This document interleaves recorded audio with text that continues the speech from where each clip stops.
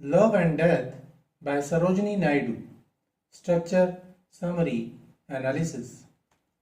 Hello and welcome to the discourse. Sarojini Naidu's poem Love and Death comes from her 1912 book The Bird of Time. Naidu was a strong Indian nationalist who worked closely with leaders like Mahatma Gandhi. While her poetry is not directly political, its ideas of sacrifice and facing a powerful enemy can be seen as a metaphor for India's fight for freedom. The speaker's brave stand against death mirrors the spirit of the non-violent protester. The poem powerfully captures a deep human wish for love to be strong enough to protect and save a life.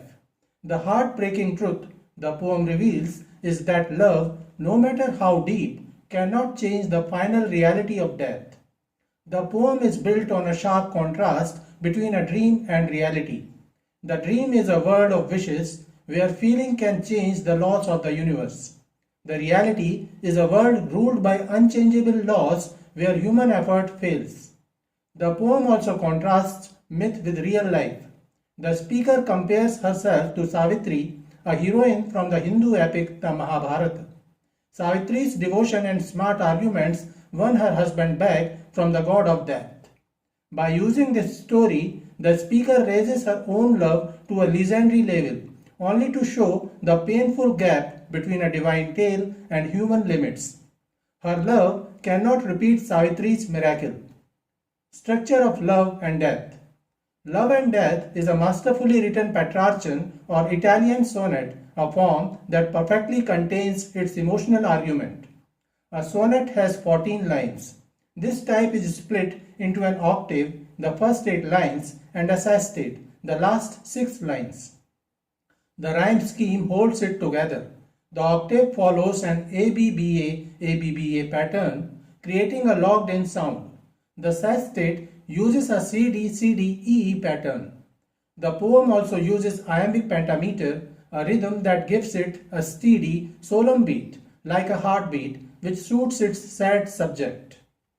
The most important part of this sonnet's structure is the volta or the turn. This shift in thought happens right at the start of the sestet. In this poem, the turn is devastating. The line, "When I awoke, alas my love was vain," completely shatters the dream from the first 8 lines.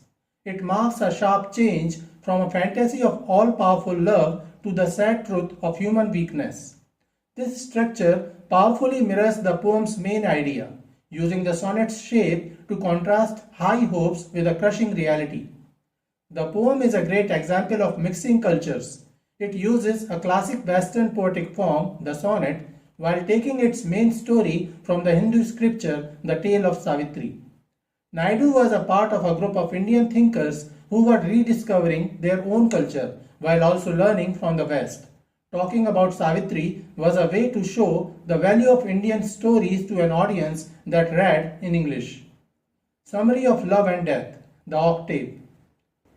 I dreamed my love had set thy spirit free and franchised thee from fate's overmastering power, and gilt thy being with a scathless dower of rich and joyous immortality.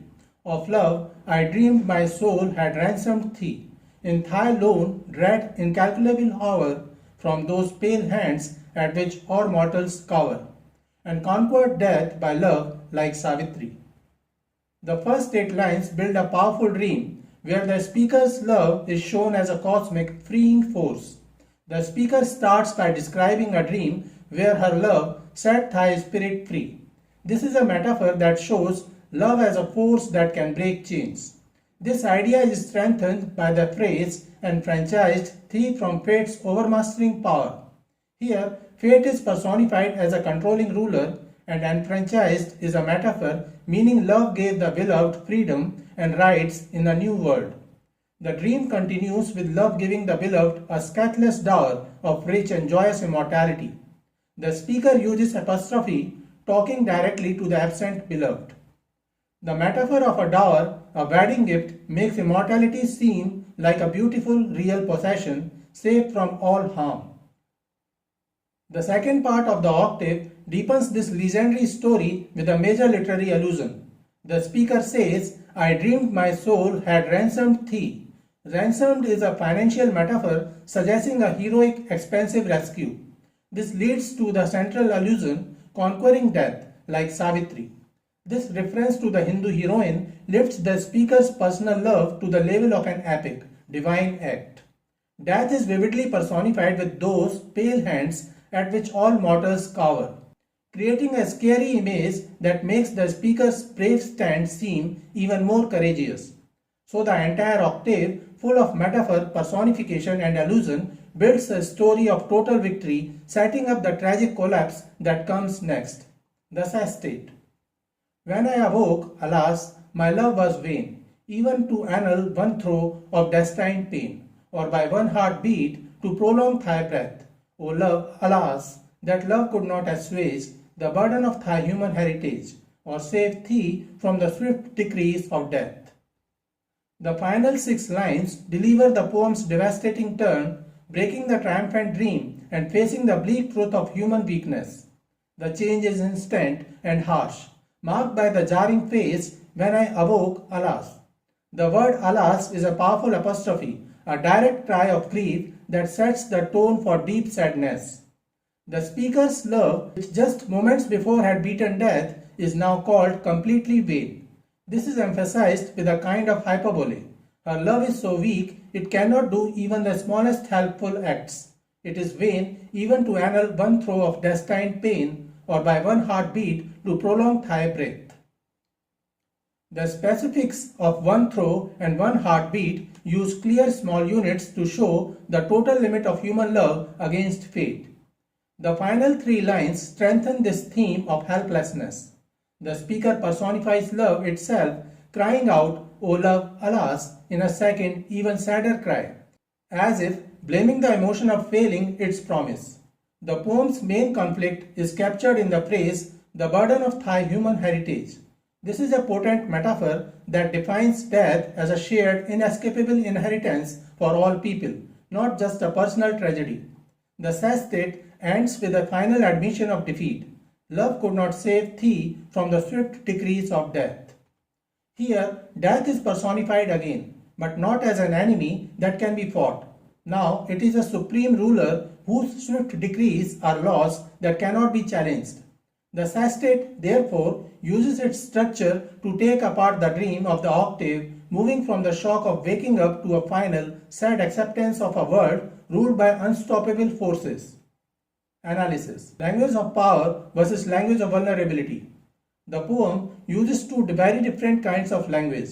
In the dream, the words are active and powerful. The speaker says, she set thy spirit free and franchised thee, ransomed thee and conquered death. In these lines, the speaker is the one taking charge and making things happen. But in the reality of being awake, the language becomes passive and shows powerlessness. She admits, my love was vain, that it could not assuage pain or save thee. Here, the beloved is not saved by love, but is instead a victim of death's unstoppable decrees. The Savitri allusion. The key part of the poem is the reference to Savitri, a heroine from Hindu mythology who saved her husband from death. By comparing herself to Savitri, the speaker sets the highest possible standard for what love should be able to do. Her failure to achieve this miracle is not her own fault. Instead, it shows the cruel difference between the world of perfect myths and the world of human weakness.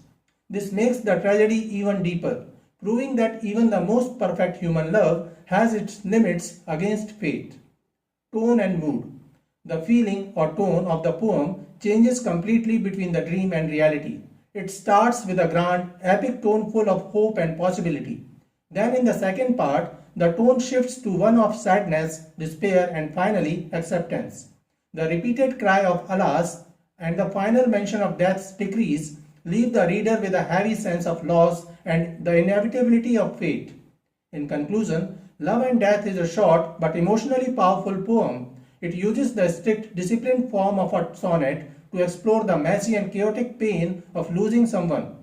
The poem brilliantly contrasts the all-powerful feeling of love with its real-world powerlessness against the universe's loss. This is a theme that anyone, anywhere can understand and feel. So this is it for today. we will continue to discuss the history of Indian English literature. Please stay connected with the discourse. Thanks and regards.